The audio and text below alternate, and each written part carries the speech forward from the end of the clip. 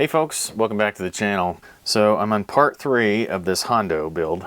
And if you recall from part 2 in the last episode, I had a little bit of a surprise regarding this neck because it had a little bit of a back bow in it when all of the tension on the truss rod was removed, and I couldn't level the frets because of it.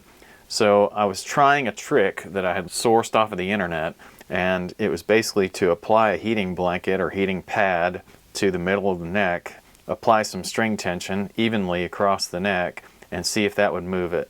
Well, I've been doing that now for a little bit over a day.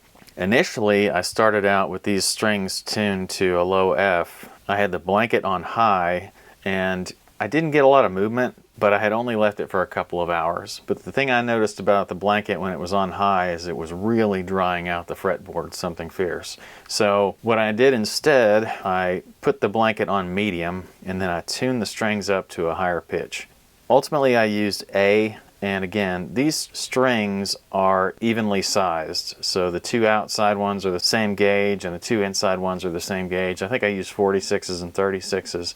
And I've left it here with medium heat with the blanket wrapped almost all the way around the neck, as close as I could get it without actually tying it down. And ultimately what that's done is it has introduced some more of an up bow to this neck. So actually right now with these 4 strings tuned to A, if I lay a straight edge across the middle of the neck, I have about 8 thousandths of relief at the 8th fret. So I think that has really basically accomplished my goal. And at this point, I'm going to take these strings off and see if I can get this neck level without strings on it. Well, I have to admit, that was a slog to get this neck situated, and I've finally got it. I actually had to go back after I took the heating pad off the first time. I had about 8 thousandths of relief at the 8th fret with that string tension on it, and it just turned out to still have a slight back bow whenever I finally got everything disassembled. So what I did was I upped the heat to high heat and left it on there for probably 2 days. I think it might have been 3. I've lost track at this point.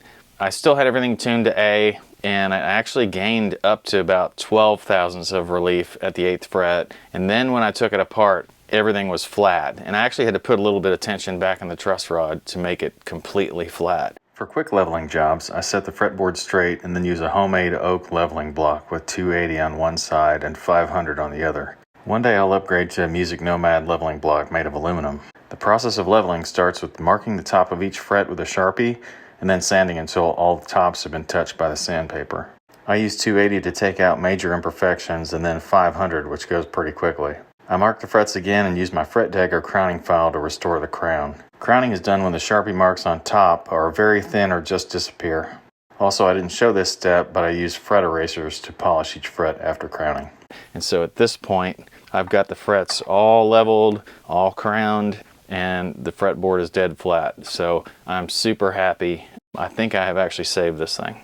Next, I'll probably go through the process of filing the nut. I've got to get the strings on here, and there's a bunch of setup left to do. So let's just get started with all that. So on this guitar, I used a set of hybrid slinkies, and a hybrid set of strings is basically a mixed gauge set of strings, so it's in between 2 traditional gauges.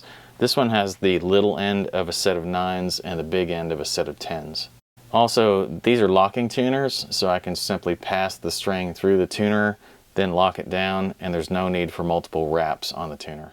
So let's talk setup for just a minute, and I've done this 100 times on the show, so I'm not going to redo everything, but let me just talk a little bit about setup because this one actually had a neck problem. So the most important measurement on this one, of course after getting the nut cut correctly, was the neck relief. And I wanted to make sure that I had an adequate amount of neck relief because I had, basically a back bow on the neck before I actually got everything corrected. Right now, with the strings at proper tension, I actually have about 6 thousandths of relief here at the 8th fret. That's not ideal, but it's actually pretty good considering everything this thing's been through. Since this thing was just assembled, it will just continue to improve over time. I'm assuming if I come back and check this in a couple days, I may see as much as 8, maybe 10 thousandths. Now just a note on where I've set everything else. I've set the nut slots where the 1st fret action is around 18 thousandths across all the strings. I could go a little bit lower, but given that this thing has really low relief, I didn't want to go super low. Although I did do a pretty good job of leveling the fretboard, so I shouldn't have any high spots, and that helps a lot with you being able to set a really low first fret action. The action at the 17th fret is just around 4/64. It might be slightly lower than that, but I didn't want to go, again, too much lower because I don't have a lot of relief in this neck. And the action that I've set the humbuckers at currently is 6/64. 6/64 is a spec that Seymour Duncan likes to recommend for most of their humbuckers. And again, these aren't Seymour Duncans, but they are PAF style, and it seems to work just fine for them. As far as intonation goes, everything did intonate properly, and I'm happy about that because anytime you have to re-drill bridge posts and relocate a bridge, you always have to worry about that. But I used that Gibson spec that I showed in one of the earlier episodes, and it turned out just fine. So anyway, if you're interested in learning on how to set up certain things on a guitar, I've got a video out there on setting pickup height, I've got videos on intonation, I've got a video on cutting the nut, and I don't think I have a video specifically on checking neck relief, but I've done that 100 times before. Capo at the first fret, fret the guitar at the neck to the body joint, which is usually around the 17th, and then check with a feeler gauge halfway up, and usually that's about the 8th fret, and check how much action there is between the string and the fret, and that is your neck relief. And most of the time I like to shoot for 10 to 12 thousandths. This one I had to go about half, but I think it'll come back around in the end. So anyway, right now with this guitar, it plays great. There are no dead spots on the fretboard, no weird buzzes, no unseemly vibrations, nothing like that. So I tell you what, let's do something that I haven't normally done in an episode before, and I'm going to give you kind of a slow motion close-up of this whole thing.